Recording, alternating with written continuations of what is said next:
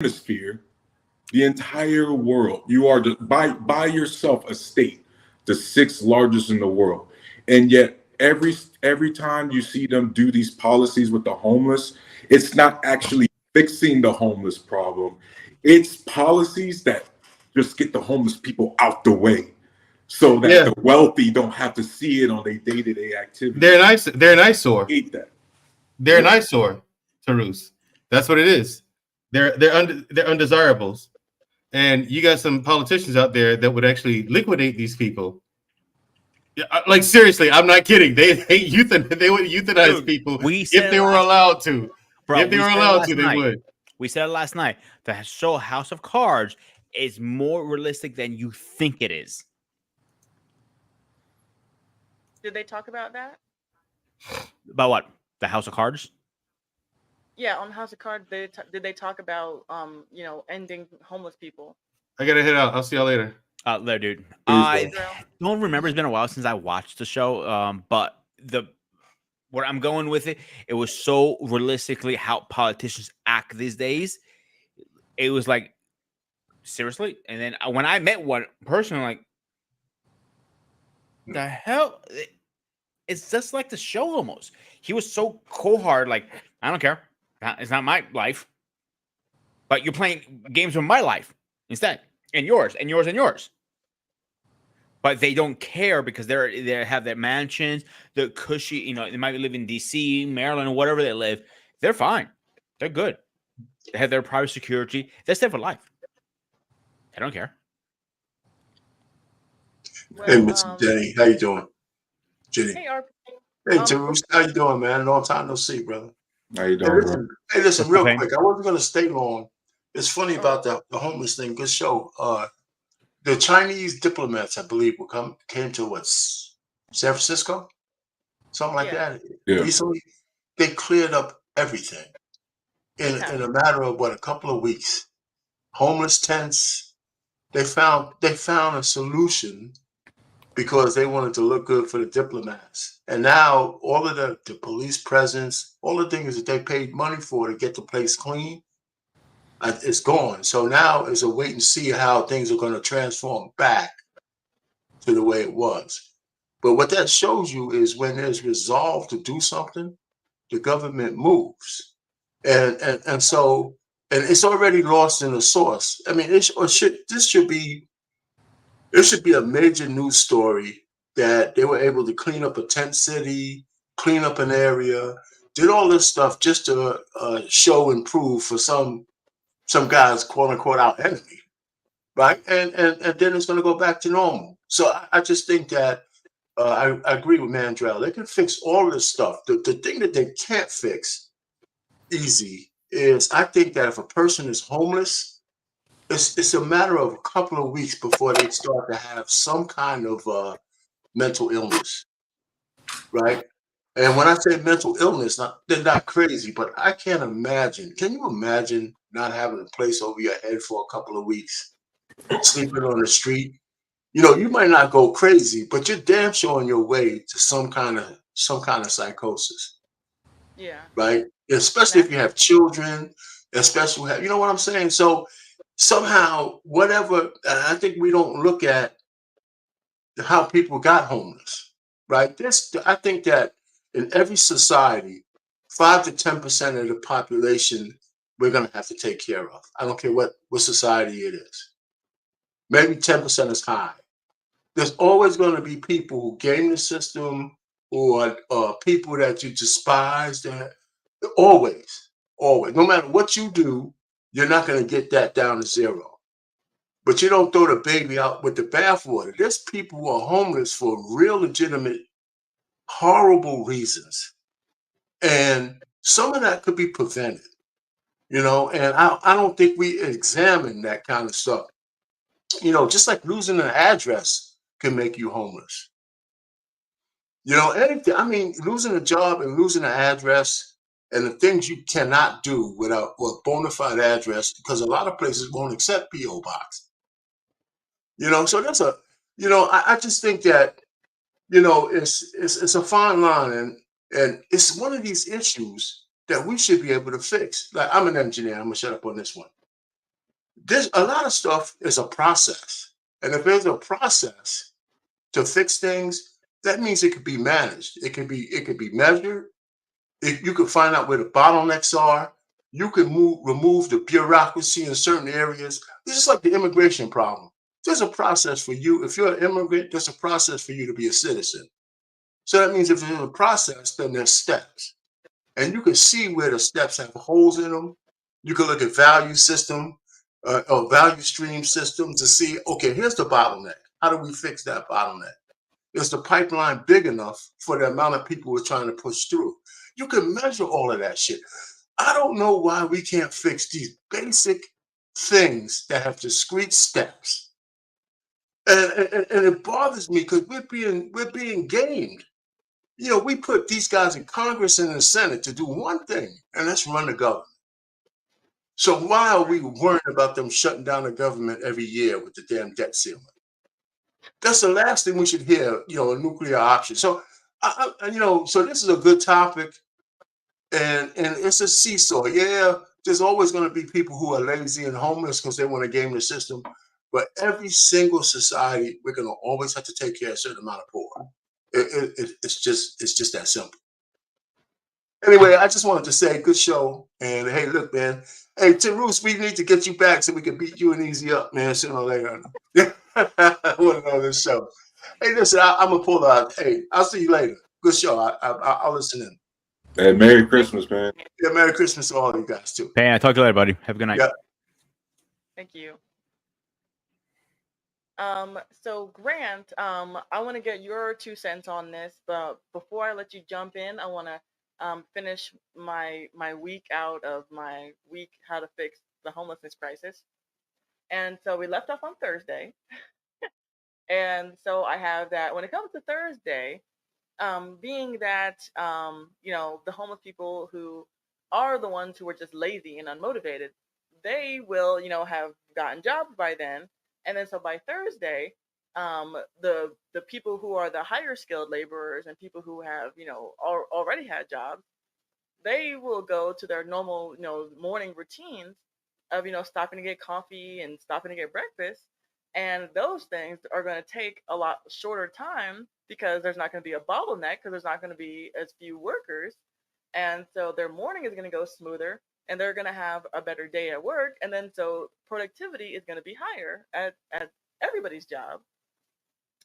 And so by Friday, the news will be reporting on this because the news is going to catch wind of this and hear about how America's economy is running like a well-oiled machine. All of a sudden, and they're going to be like, "Where did this happen? What caused this?" And it will have all stemmed back from the hard preaching that took place that Sunday.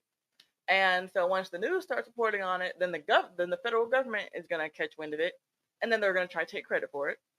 And so that's what's going to happen on Friday. And then by Saturday, the very end of the week, so we started off by saying that on Monday that the churches and the parachurch ministries and the Christian charities, that they would all, shut their doors to the homeless people and, stop giving them food to motivate them to get up and do it themselves.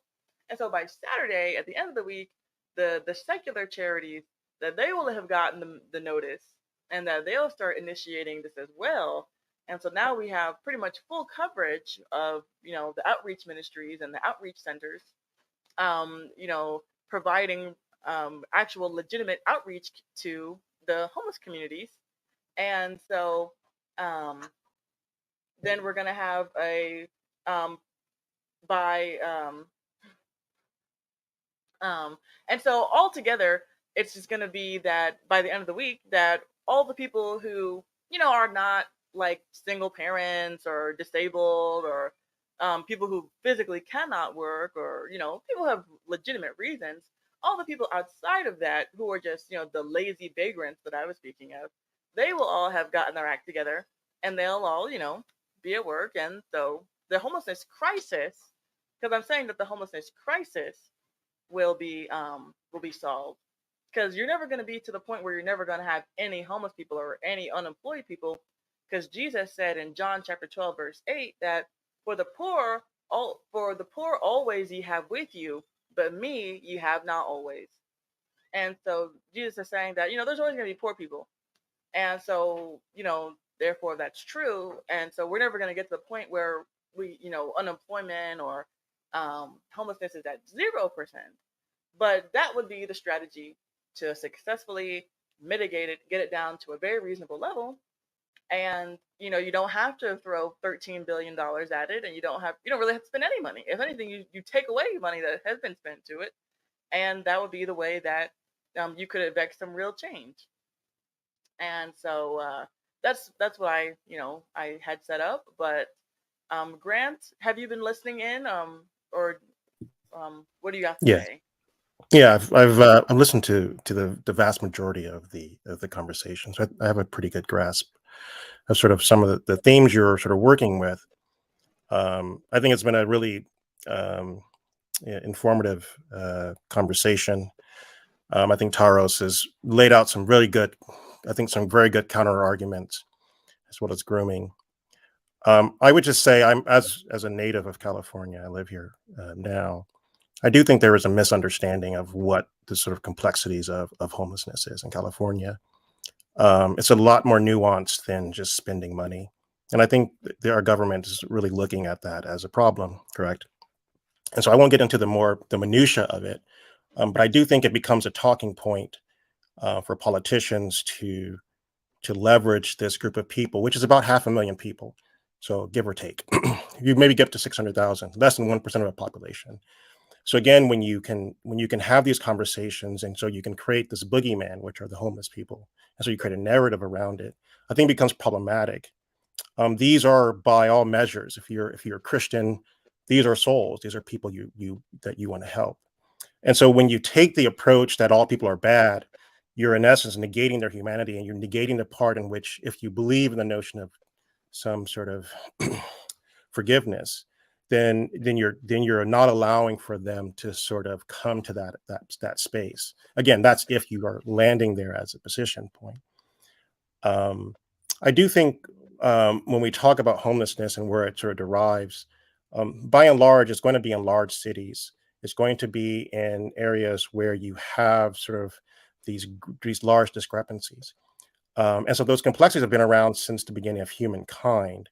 And so you can read old articles, during the British Empire. You can look at any number of empires, and oftentimes in the middle of Paris, in the middle of the height of their colonies, their empires, again they're writing stories about the homelessness.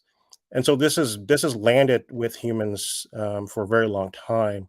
And so I think we oversimplify how to solve problems, and I think it does feel good. And so I think when you have someone that comes along and provides something as simplistic as, we'll just take their money away. But we already know by the sheer fact that they're homeless, they already actually are getting no money.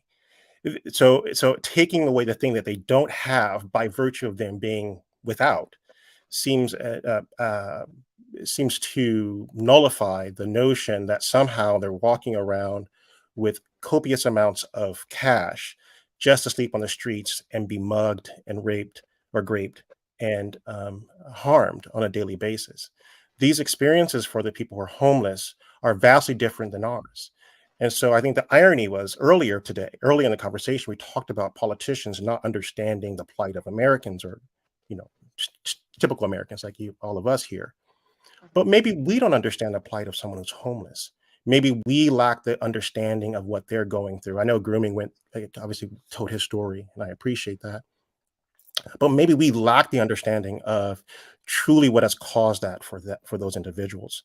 And so I think we need to take a step back. If we can sort of frame around our mind that there is a group of people, politicians, who lack the credible understanding of our situation, is it possible or plausible that maybe we don't quite understand their situations and how they landed there? And so I think if you're claiming the mantle of a Christian or Jesus or some religion, compassion should be at the forefront of what I think are very complex issues. And how do we infuse some level of compassion and understanding? That doesn't necessarily mean we let people run amok, But I think I think part of having these discussions, and again, this is a great discussion, is when do you put forward that part of you, all of us, correct, that says compassion is a way to approach these problems. And I think extracting something from people as a punishment, correct? It sounds great, but oftentimes we know that those things haven't quite yielded all of the sort of results we have expected. So I would just point out that I think you're putting forward what I think are things that you believe are true, but like with everything, there's a far more nuance that goes into it and far more complexity. And sure, your ideas can be put forward as part of a whole host of ideas. And I'm sure other people in the chat, I'm sure Grooming and Taurus have put forward some ideas. All these ideas are colliding, correct, at our federal and state level, and even some of our more local levels. And that's, again, that's democracy. That's part of being a part of a republic. We have this this level of sort of tug of war with ideas. And so in order to sort of figure out the best way, the tug of war has to happen. Because if I could assume that I know everything, I would negate everything you've said this whole time, Miss Guinea. I hope I'm pronouncing that correctly. And so that wouldn't be fair, correct? To negate just because I believe in what I believe and to say what your thoughts are invalid would be negating that you have at least a perspective that is worth hearing. And so I think when we have these conversations, I think we need to keep that at the forefront as well. And so those are my sort of thoughts on homelessness. Well, thank you, Grant. And it's Ginny, like ginger. Okay, thank you. Do you guys have anything else that you would like to add? $100, you can pronounce my real name. I can try. Are you Spanish? You sound like you're Spanish. Way off. I'm Greek. Oh, Greek. Oh, okay. Yeah. Actually, I'm gonna put my real name in the chat right now. See if anybody can pronounce it. There you go. Oh man. Is it okay? You're Is muted, it bro. Pangiotis. Close. Panayotis. Pangiotis. Okay. Oh. Does that mean Very cool. something? Like it's a Spanish Yes, name? actually. Backstory about about me, my birth and everything. My mom had like 8 miscarriages before me. So she prayed to Holy Mary, God's mother, pretty much. If we can have the child named after you. So Panagia comes from Panagia comes from Panagia. Panagia means Holy Mary. In the Greek Orthodox Church, it's a big saint for us. It's God, Christ, Panagia. Those are the 3 top ones that we have, besides the Holy Spirit and the other stuff. Interesting.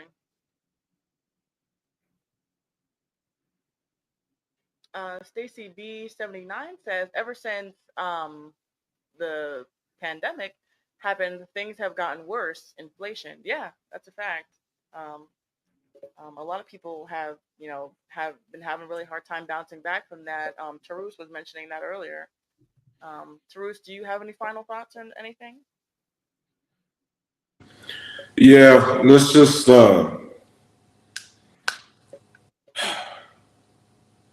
one of the things I hate when we have multiple high emotional things going on, such as a couple of different war campaigns, a high political divide, a lot of economic inflation crisis, global.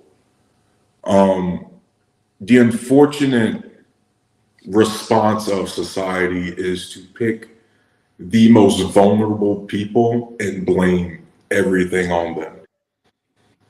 We have this uncanny ability, especially as Americans, the moment any sort of adversity happens, 1, it's got to be someone's fault. 2, it's got to be the most powerless person main responsibility for why it didn't work. The demographic that has no say so over everything, it's their fault. And then we also got to remember that a lot of the things we see as Americans, we do not realize that we absolutely live in a bubble, because as hard as it is, guys, I want somebody to name a country that is currently not going through a post-pandemic inflation crisis. Point to me the country that isn't dealing with that problem. Right. Mars. Right. Mars does not have inflation, I'm pretty So on sure. the planet Earth, no one in the chat and the panel anywhere can point to a country that isn't going through economic inflation crisis, a spending crisis, everything post-COVID. Because last time I checked, right, COVID didn't just affect America. It was a global pandemic. And so we need to understand that our first world privilege, that, hey man, we sitting in the McDonald's line too long. Where's my burger? No, this Starbucks line is too long. This rent's too high. We got to remember that right now, COVID is just one of 5 different pandemics that have ran through Western and Central Africa. They got pandemics that go through with a way higher body count than COVID. And we don't lose any sleep over it. The crap going on with Israel and Palestine, I've chalked that up to Middle East, up to Middle Eastern BS. How many decades have they been up doing the same thing? Right? Go ask them if they can whine about gas prices while they in a blockade. Go ask Ukraine right now, who's right now defending their country against a dude who's comparing himself to imperialistic Russia. We talking czars, all these kind of crazy people from world history. Go ask them if they can worry about their gas prices right now. China right now, that one China policy, Ms. Jeannie, they got a population crisis. Do you understand that in a country of 1 billion plus people, Ms. Jeannie, they actually don't have the population necessary to replace themselves? Yeah. If they don't import migrants, their population will die. Yeah. Population of 1 billion people. Here in America, we ain't got hoodlums robbing Walmart, right? What are they robbing? Gucci stores, right? They robbing because here in America, we got a lot of first world entitlement problems when the rest of the world is dealing with third world, real world shit. And so sometimes I think we get too shallow and judgy, and that's my final thoughts. Okay. Well, you made some really good points. I can't disagree with that. When it comes to the grand scheme of things, Americans are just not dealing with the same level of problems as the rest of the world, and that's a fact of the matter. I would add to the point. I think American has a wonderful individualism that I think it shows up in a lot of different things.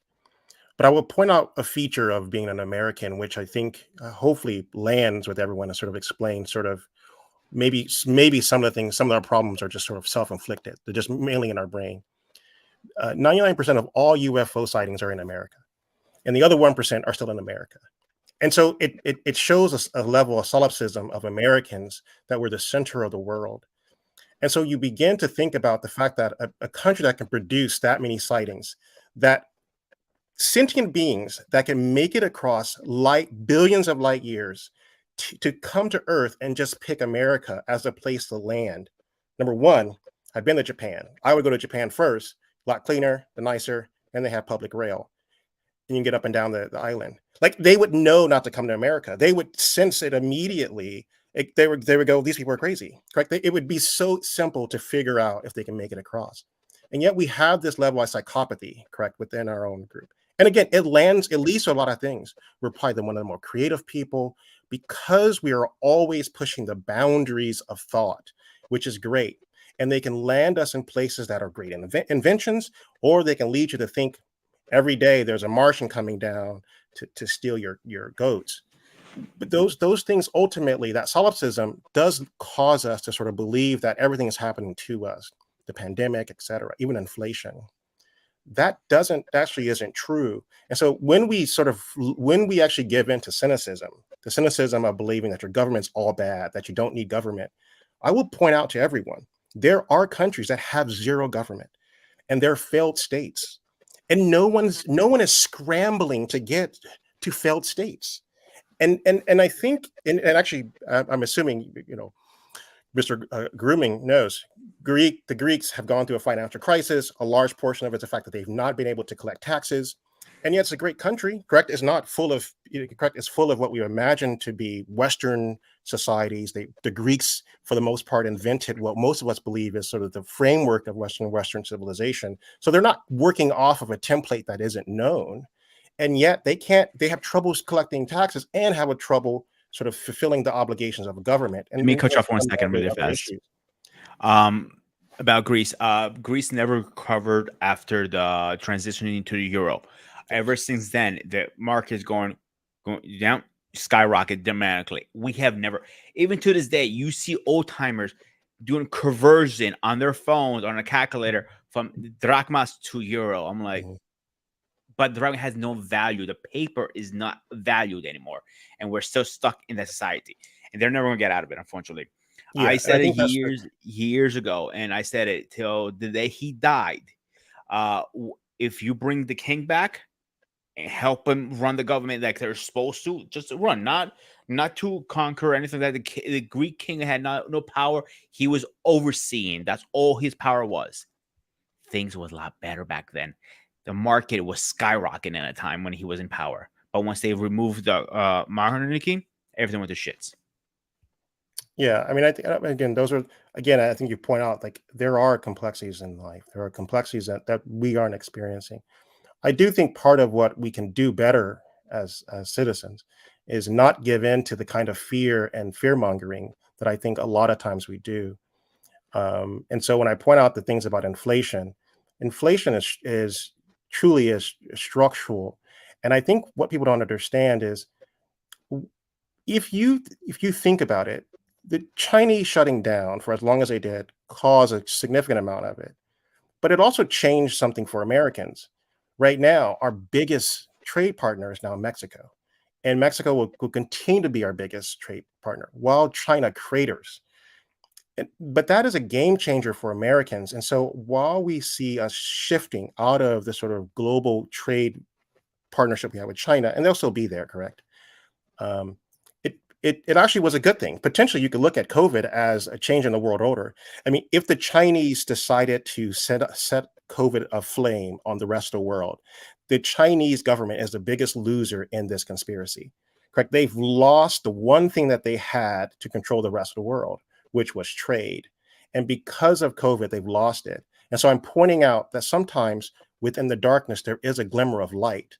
And so you have to be able to understand that in the midst of some of these problems, that we can actually see the solutions, and they're actually happening in front of our eyes, even when we don't notice them or even see them. Because a decade from now, we will be all looking back and going, man, that's awesome. I can go to Mexico and I can actually start my own business there because there's a textile businesses there, and I no longer have to traverse the Pacific Ocean to do that. And so I think we have to sort of get out of this notion of the sky is falling, because ultimately, even if the sky is falling, you still need to prop it up at some point, because if it crashes in on you, we're all still dead. So I think it's just important to keep that framing. Absolutely. All right, y'all. Well, I think that this has been a very productive conversation. I think that this has been very informative and entertaining, and I think that you all brought something very valuable to the conversation. So I really appreciate you guys all coming up here. Hey, thanks for having us. You have a good evening. It was my pleasure. Yes, thank you. You too. Um, so as I wrap up, that was, I told you guys were in for a treat, and so who I would be remiss to, deceive you guys into that regard. So yeah, told you that I had a treat for you, and there it was. I hope you appreciated it. I hope that you saw the value in it that there was. Um, and so moving forward, I kind of have an announcement to make that when it comes to candid conversations with a housewife, we're going to be changing up the scheduling moving forward for the foreseeable future, because it would be very disingenuous of me to come up here every week and talk to you guys from the perspective of a housewife. And I believe that as a housewife, one of my most important duties is to submit to my husband. And so my husband and I have been talking, and he really likes for me to be at home and giving him my attention in the evenings because, he works during the day, and when he comes home, he wants to spend time with me. you know, I can't fault him for that. And so, doing these every Saturday night, he feels like are really kind of cramping our style as a couple. And he's like, well, I want to spend time with you, before I go to bed because he works on Sundays. And so he's not really a fan of me doing these at the time slot that I'm doing them. And so, what could I do? I like doing the shows on Saturday nights, but, it's my responsibility to obey my husband. And so for the foreseeable future, we're going to be moving the show from once, every Saturday to once a month. And so it's not ideal, but I think that it'll be good. It'll allow me to do longer streams. My one Saturday that I do, because if you're a regular, then I don't normally do for 2 hours. But I wanted to give you guys a little bit more, um, since I'm not going to be back for about 4 weeks. And so yes, that is going to be happening. And so yeah, I am not just up here, faking the funk for you guys. I am literally doing what I'm saying. I'm actually trying to be the good role model and the good example that I preach and that I believe in. And I think that it's good for women to get on their husband's program instead of the husband, getting on the wife's program. And so my husband wants me to spend time with him at night, and that's what I'm going to do. And so I'm still going to see you guys, but it'll just be once a month on Saturday nights right here. But of course, you can still find me on my channel, and that's where I'm more active. And so yes, but without further ado, that concludes how to fix the homelessness crisis in a week on Candid Conversations with a Housewife. And so I thank everyone for tuning in and for commenting and for joining the panel. Thank you to Josh. Thank you to Lost in Translation, Grooming and Reviews, to Stacy.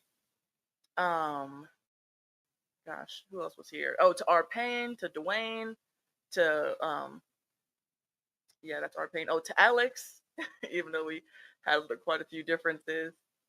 To EAE, to Daft Bully, Crystal, and everyone else. Oh, brother Daniel. To everybody who was here, thank you so much. And I will not see you next week, but I will see you next month. And so, have a very wonderful December. And I look really forward to talking to you next time. So you have a great night, and be sure to get to church tomorrow because your pastor might talk about homelessness. All right, y'all. Good night.